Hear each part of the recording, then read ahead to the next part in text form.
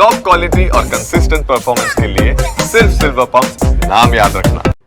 અને હવે વાત અમરેલીની કરીશું, જ્યાં માનવભક્ષી સિંહણને ઝડપવા હાથ ધરાયું એક દિલધડક મેગા ઓપરેશન। જી હા, દ્રશ્યો આપની ટીવી સ્ક્રીન પર સૌથી પહેલા જુઓ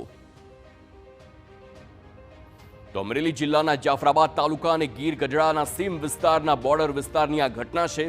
કાકડી મોલી ગામ આવેલું છે અને આ ગામ નજીક મોડી રાત્રે વન વિભાગનો કાફલો ઉતરી આવ્યો।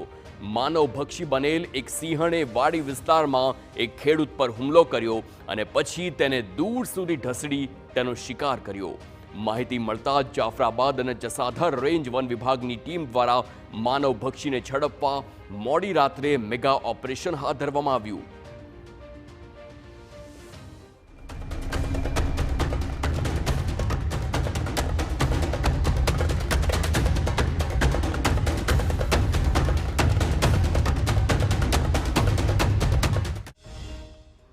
જોકે વન વિભાગનો આટલો મોટો કાફલો અને આટલી ગતિવિધિ જોઈને પણ સિંહણ ખેડૂતના મૃતદેહને છોડવા તૈયાર ન હતી। વન વિભાગે મૃતદેહ છોડાવવા પ્રયાસ કર્યા તો સિંહણ વધુ ગુસ્સામાં આવી અને આક્રમક બની। આખરે સિંહણ પાસે મૃતદેહને છોડાવવા વન વિભાગે લીધો જેસીબીની મદદ।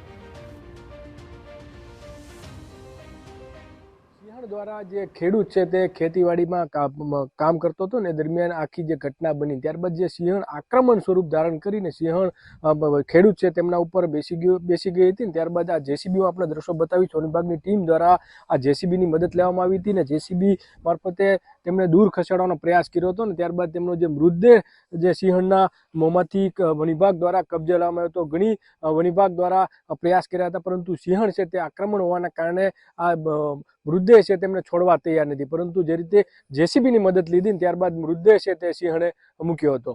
જયદેવ કાઠી, TV9। વન્યપ્રાણી સિંહ દ્વારા જ્યારે પણ પોતાનો શિકાર કરવામાં આવે ત્યારે એના ઉપર પોતાનું માલિકી પણ બતાવતો એક બિહેવિયર જોવા મળેલું છે। એટલે વન વિભાગના સ્ટાફ દ્વારા જેસીબી અને ટ્રેક્ટરના માધ્યમથી એ સિંહણને દૂર ખસેડવામાં આવી હતી અને ત્યારબાદ એનું ટ્રાન્કુલાઇઝ કરી। સિંહણ એક જ હતી કે અન્ય ગ્રુપ હતું, કઈ બચ્ચા હતા એવું કઈ હતું?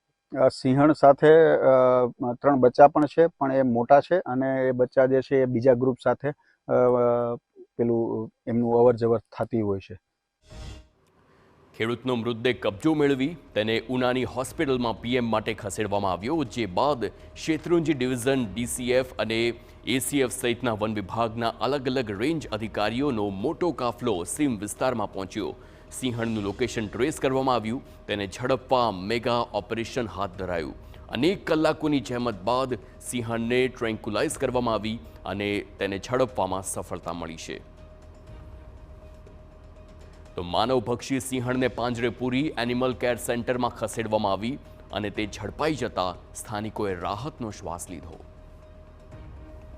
અમરેલી જિલ્લા અને ગીર સોમનાથ જિલ્લાની જે બોર્ડર વિસ્તારમાં જે ખેડૂત છે તે મજૂરી કામ કરતો હતો ને તેમના ઉપર સિંહણે જે હુમલો કર્યો ને ત્યારબાદ તેમનું મોત થયું। જોકે વન વિભાગની ટીમ દ્વારા ગણતરીની કલાકોમાં સિંહણનું મેગા ઓપરેશન છે તે પાર પાડવામાં આવ્યું છે। આસપાસની રેન્જનો સ્ટાફ, આસપાસના રેન્જ અધિકારીઓ છે, સાથે સાથે DCA, સ્થાનિક RFOથી લઈને ફોરેસ્ટર સ્ટાફ, તમામ કર્મચારીઓ દ્વારા આ સિંહણ છે તેમને ટ્રાન્કુલાઇઝ કરીને પાંજરે પૂરી દેવામાં આવી છે, જેના કારણે આસપાસના વિસ્તારના લોકોએ ખૂબ રાહતનો શ્વાસ લીધો છે। જે રીતે ઘટના બનીને તાત્કાલિક ગણતરીના કલાકોમાં જ વન વિભાગની ટીમ દ્વારા આ સિંહણને દબોચી લેવામાં આવી છે।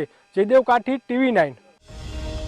ઉલ્લેખનીય છે કે અમરેલી જિલ્લામાં સિંહના હુમલાથી માનવ મૃત્યુની ઘટનાઓ સતત વધી રહી છે। લોકોને સતર્ક કરવા માટે વન વિભાગ દ્વારા અભિયાનો પણ ચલાવવામાં આવી રહ્યા છે। ફરી એકવાર વન વિભાગે લોકોને અપીલ કરી છે કે રાત્રિના સમયે એકલા અવરજવર ટાળવી જોઈએ।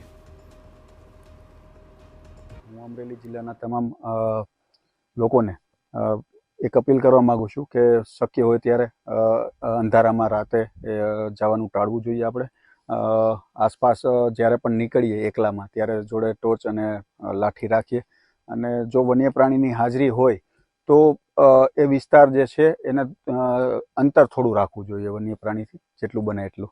અને કાંઈ પણ માહિતી મળે તો તાત્કાલિક વન વિભાગની જે હેલ્પલાઇન નંબર છે તેના પર અથવા વન વિભાગના સ્થાનિક સ્ટાફને